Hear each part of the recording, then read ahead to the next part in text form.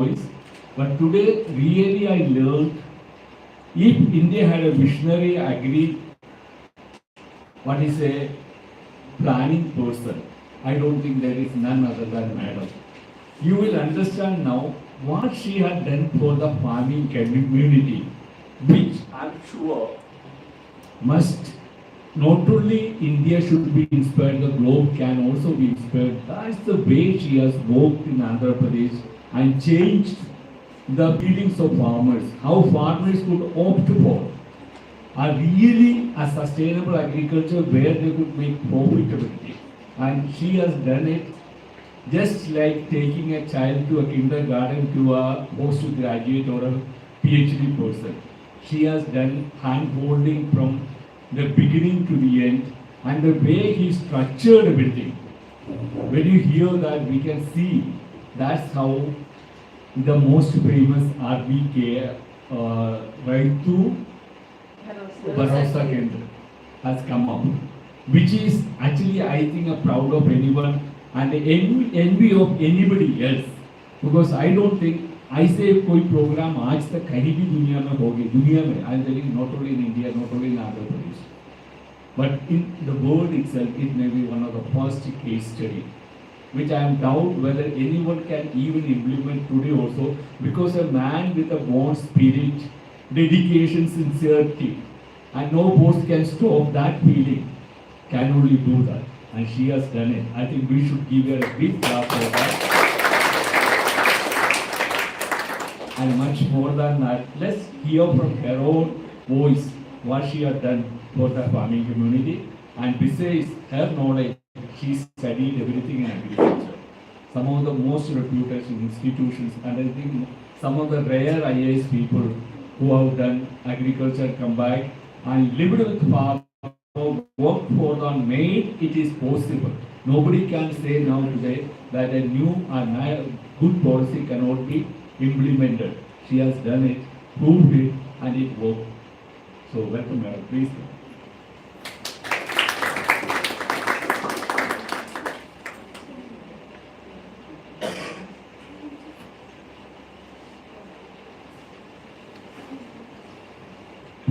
A very good evening to all of you. And thank you so much for giving me this opportunity to share my experience.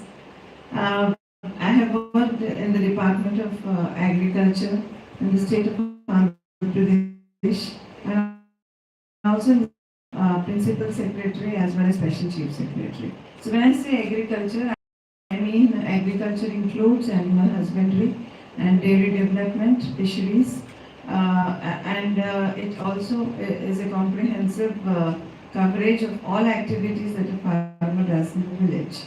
So we are in a phase where we are looking for sustainability in farming practices in such a way that that it not only results in higher yields and in these kendras we had 4 different pillars. The first pillar was the pillar of infrastructure itself, which means that this kendra has not only the building, but it also had inside that a kiosk which can help the farmer to do online purchase of fertilizers, seeds, pesticides, fish feed, animal feed, etc. And it has also a library inside, and it has a TV connectivity with net connectivity, and it has a small seed testing lab, it has a small soil testing lab, and it also has a small diagnostic lab for the animal diseases. So these were the components, and then it has a small lab where the crop quality is tested. So these were the basic components of this particular kendra. And once the kendra is there, it has to be manned by a qualified person. So the government has given the permission to have graduates or diploma people to man these kendras. So each kendra had 2 people. One was for the veterinary care wherever there were more of cattle, and or the fish technical person where there is fish and prawn is grown. And the other is the agriculture officer, or where there is more agriculture, and where which villages have more horticulture, there we have the horticulture officer. So these people were recruited and they were trained. So we have the infrastructure and we have the trained manpower. And then we have the third component is that we need the material, the topic to be told to the farmer. So for 21 different crops, we have asked our university to prepare the syllabus. What we have to teach to the farmer, right from the sowing of the crop to the harvesting. How do we take this farmer, how do we handhold this farmer across different months and teach him the technologies of integrated nutrient management, integrated pest management, integrated water management, and thereby in toto the integrated crop management. So the university prepared syllabus for 21 crops and it was validated by the university. Similarly, we also asked them to prepare for 15 horticulture crops, so they did that for horticulture also. And these syllabus that we picked up, we then trained our agriculture officers on it, because that is second level of training required from scientists to the agriculture and horticulture officers. And then in every village the class has to start. So when we start with one class in every village. So in village, generally farmers, they say, you people will come and tell us to do this and do that, but if our yield will go down, and who will take the responsibility? So we said, no, let's have it. 1 acre, you give it to us. We will show you in that what we are doing. You only do it. We will tell you the technology. The rest of the area, you do it yourself.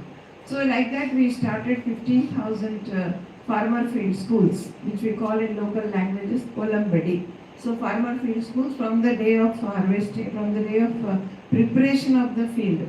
Because preparation of the field, we have to till the field in a horizontal way or in a vertical way or in a lateral way, and what should be the depth with which we have to do. So all this we have to teach them, so that there is minimum moisture loss. So from there then we see how to sow the seed and how to treat the seed with rhizobium or rhizospirillum or vesicular arbuscular mycorrhiza before you do it. Then after that, how the next third class is, okay, now the seed has germinated, now next what to do. Like that 16 classes. And all the farmers would come and the class would be a practical class. And then we would also train them that how to do the soil testing, and based on that how to do the fertilizer application. Now don't do less, don't do more, just do what's required. And then if there is a pest attack, identify whether this pest or insect is your friend or whether it's your enemy, and then decide whether how to treat the crop against that pest or that disease.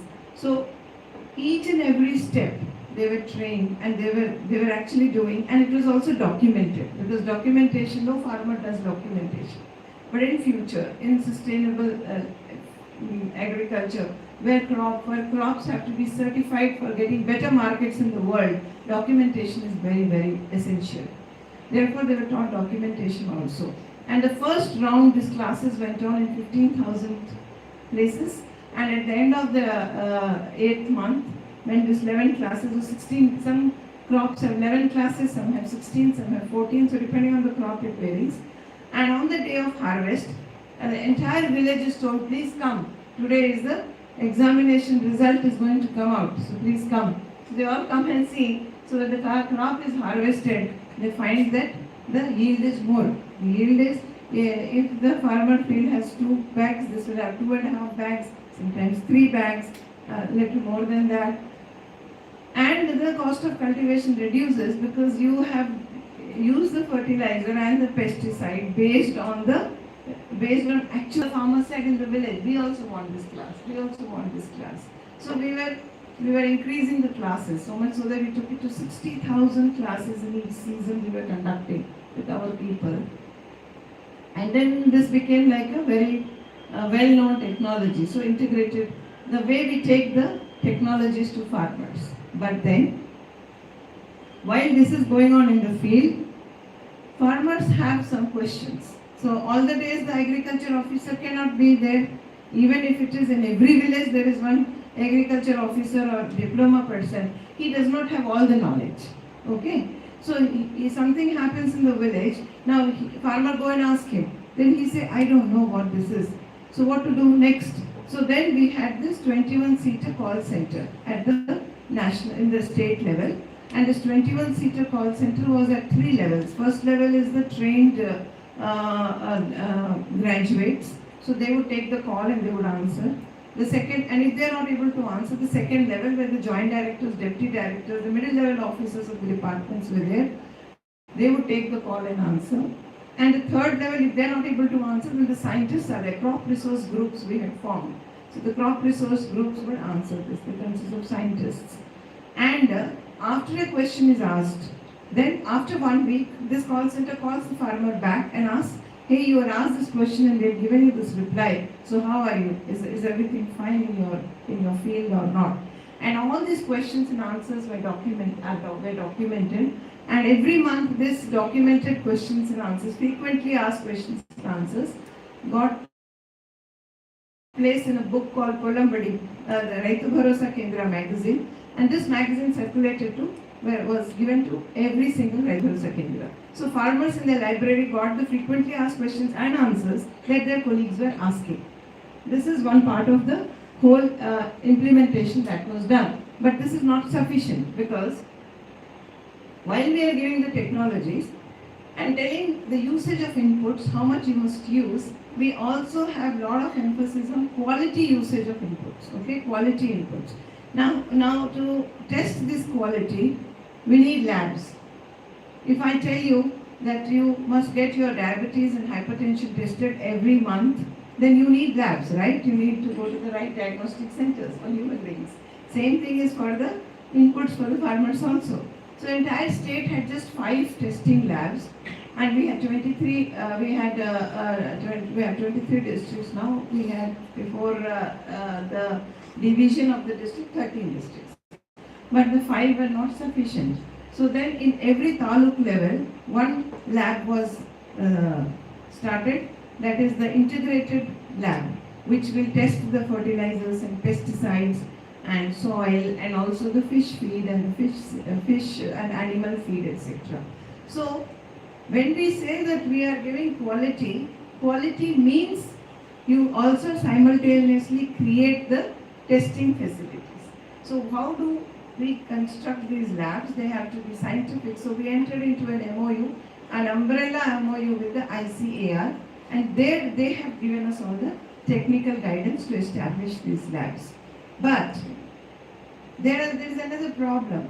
When you talk of fish feed or you talk of animal feed, there is no act only at that time. So we made this act, we legislated this, and then we promulgated it, and then taught our, or not only taught our staff how to do the testing, but also taught the farmers about its provisions, and the suppliers, the fish feed suppliers, the animal feed suppliers. So it's a whole cycle that needed to be completed, and then that also implementation had begun. Now, so one side is quality, another side is technology transfer, and third side is an open system where you're integrating the university, integrating the department and the farmers, using technology and getting their questions answered on a daily basis. A very, very dynamic system where you bring all the KDKs, all the agriculture research stations on one single platform. Now, while this exercise is going on, and we had done this for 3 seasons, so the farmers who have done the Kolambadi for 3 seasons, Farmer Field School for 3 seasons, this is now we are getting bored, we're getting the same syllabus every season. So, we've learned this syllabus. It's like the primary school child saying, teach me something more. So we said, okay, now let's go to the next level, the upper primary school level. So then, from universities, we contacted the FAO, country office. We had a MOU with them, and they came up with the syllabus of the good agriculture practices. So the good agriculture practices are those that need a little more activities to be done in the field. for the farmers to get that certification. And once they get this certification, then they have their markets open. 150 countries open up their markets for them as per the WTO treaty of agriculture on agriculture. So while the syllabus we started teaching, so first we have to again teach our officers, then they have to tell the farmers, and simultaneously who will give the accreditation, who will give the certification. So we don't have a certification agency in government sector in Andhra Pradesh or in any state. Mostly it is in the private sector only. So our state, we took up the matter with Quality Council of India and APEDA, and we said that please, we will form the body, but give the training to them and you accredit them, because first they get accredited, then only they can certify the farmer's field. So that process was also started. So while on one hand we are training the farmers, on the other hand we are bringing up a certification agency which can actually certify this. So now the farmers have learned, we're learning the new technologies and sustainable technologies, and once the crop came, the crop yields are more, but the farmer, it won't help the farmer unless the farmer gets a better price for the yield. So whenever we are talking for agriculture policies, we are not talking only of yield increase and production, no. We are also talking of what farmer is going to benefit out of it. Is he going to get a better price for it? Because generally what happens if the production is high, the prices fall down. That is actually a paradox. So we are very happy production has gone high, but farmer feels unhappy because his markets crash.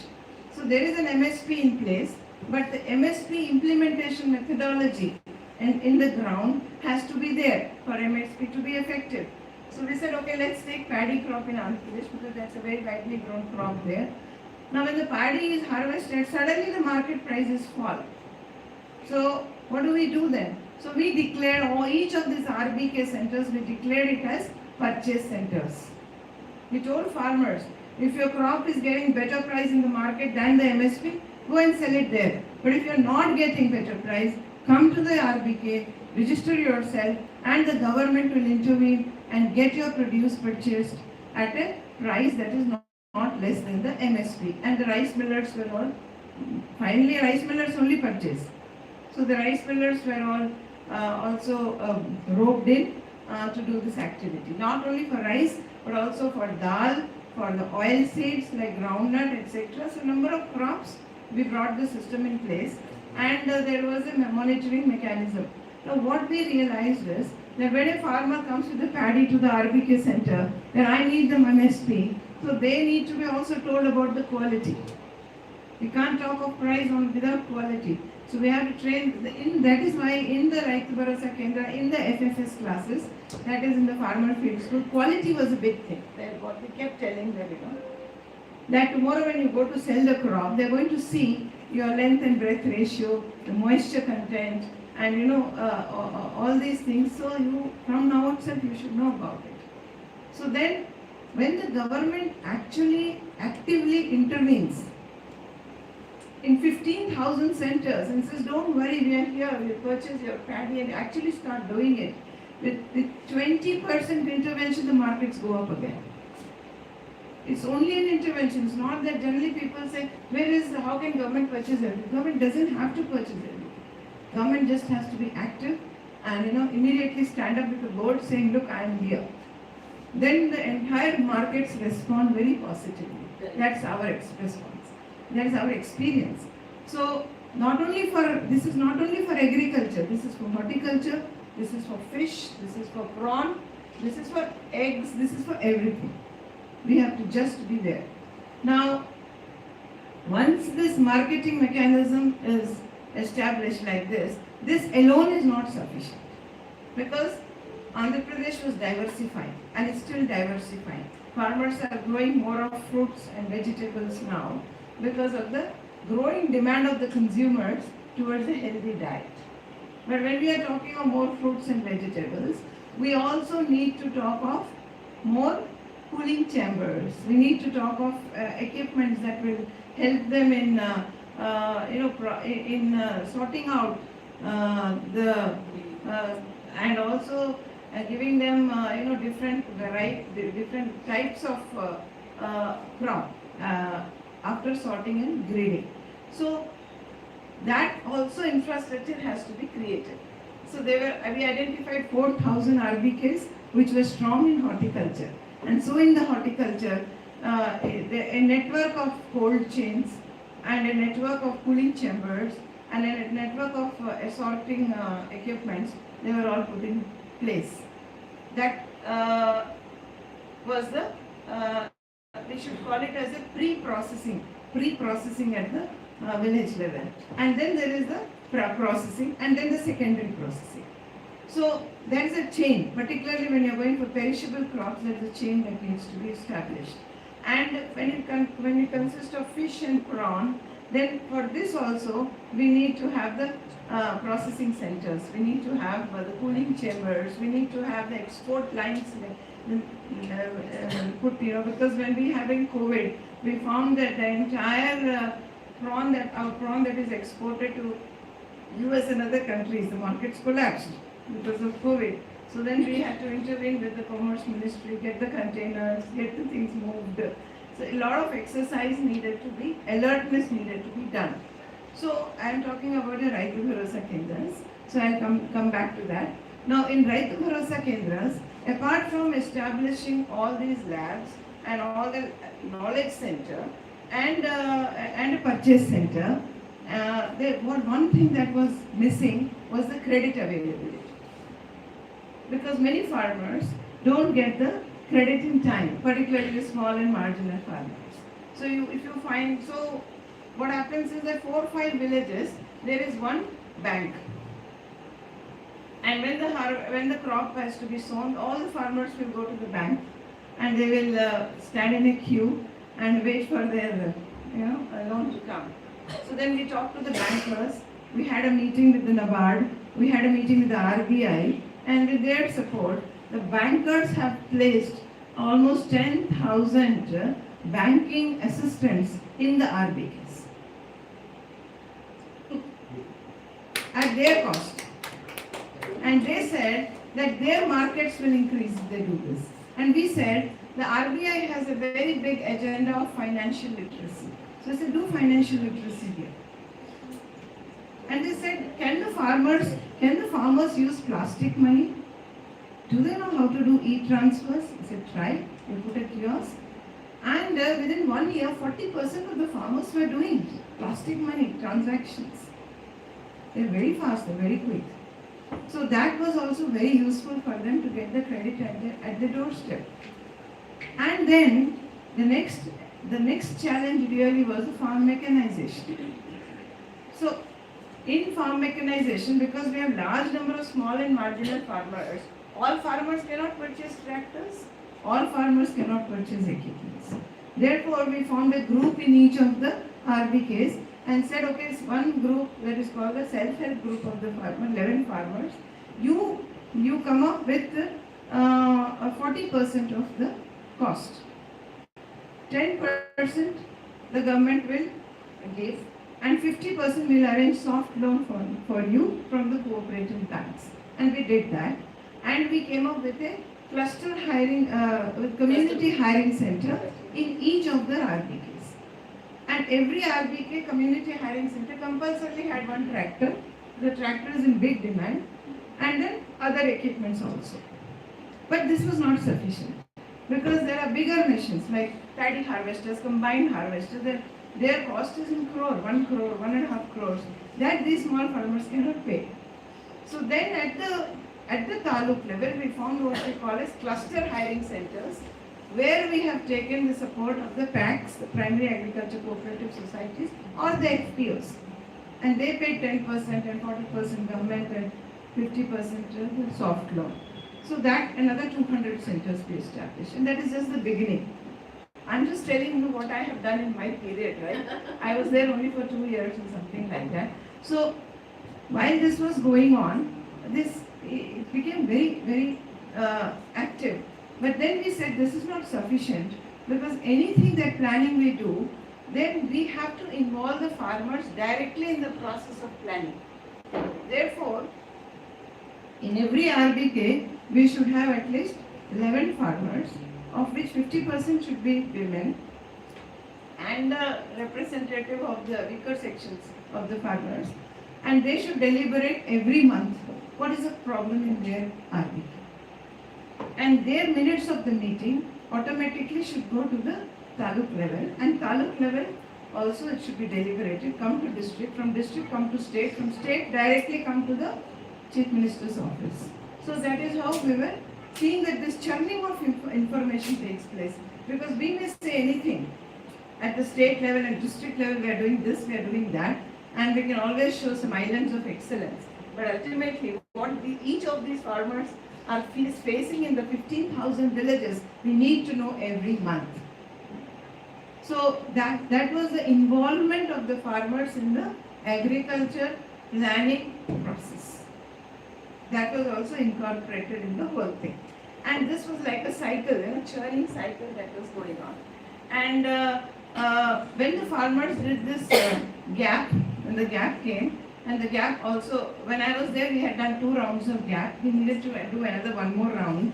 And then we had to form them into the, my next vision was that we should form them into what we call as FPOs of that particular crop, for gap FPO, and link them to a trader, so that the trader is linked to them from the day of sowing the crop, so that the price and the crop purchase is fixed, and the farmers get better. They don't depend on government after that. When you give them good technology and you give them good certifications for the crops, then they don't depend on so much on governments. So governments always will be there then, only if there is a problem they will stand by them. No, we are there. And this entire process of agriculture and allied planning, we found it to be extremely useful, and we found it that the farmers they're actually telling, we need technology. We don't need so much subsidy. Give us technology. Give us technology to grow quality crops, so then we can go and sell our crops ourselves in markets, good quality, with certifications. So they were very, very cooperative, and definitely all this required a lot of support from the government, from our universities, and from our from my own departments, and everybody stood up to the occasion and gave wonderful support. So I wanted to share this with you. I think my time given is done, and I have a lot of more things to say, but my time is done, so I close here. And if you have any questions, I will. Ma'am, I have one question. Yes, please. Ma'am, is there a possibility of a policy level intervention from the center to be able to replicate your success story in other states? Yes, actually, when we were doing this, the NITI Aayog has documented this, and also the FAO has documented this, and they said that they will be working on it in the ministry itself also. So are they working on it, ma'am? I think, I hope so.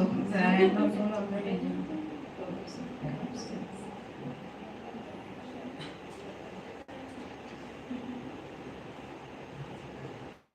Any other question, anybody? So it was a very wonderful experience for me, and thank you so much for giving me this opportunity. Thank you so much for your patience.